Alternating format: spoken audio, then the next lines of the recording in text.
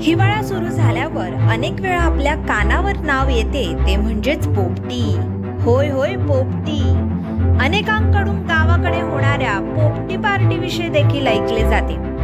काही जणांना याबाबत माहिती आहे तर काही जणांना याची अजिबातच कल्पना नाही।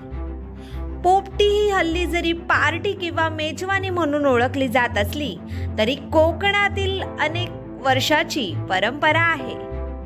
हीच परंपरा पुढे नेत पत्रकार मित्र असोसिएशन तर्फे चिंचवलीत पोपटी पार्टी साजरी केली। तर पाहूया याचा एक स्पेशल रिपोर्ट।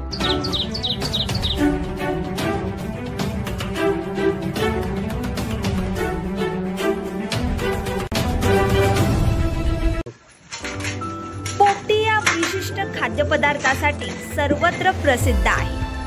वालाच्या शेंगा भांबरुडी पाल्यात मटक्यामध्ये मोकळ्या आगीवर विशिष्ट पद्धतीने शिजवल्या जातात। त्यामध्ये कांदा व बटाटा तसेच अंडी चिकन घालून त्यांची लज्जत वाढवली जाते। यालाच पोपटी असे म्हणतात।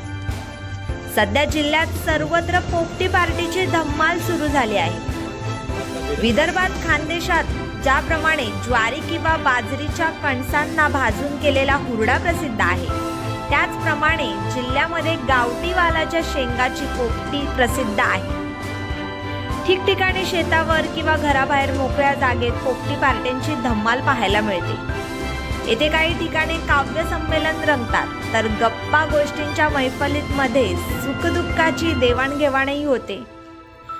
पोपटीतील वालाच्या शेंगा कितीही खाल्ल्या तरी त्या पोटाला बाधत नाही हे त्याचे वैशिष्ट्य आहे।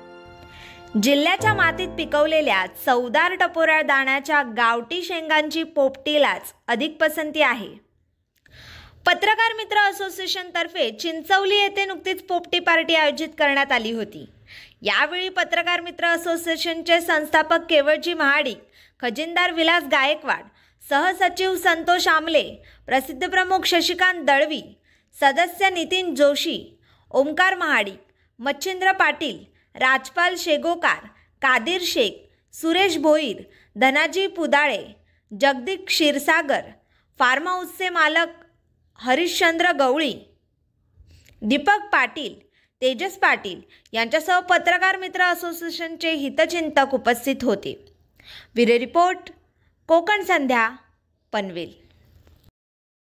पनवेल, नवी मुंबई आणि रायगड जिल्ह्यातील ताज्या बातम्या आणि नवीन घडामोडी पाहण्यासाठी सबस्क्राइब करा कोकण संध्या न्यूज चॅनल आणि दाबा बेल आयकॉन।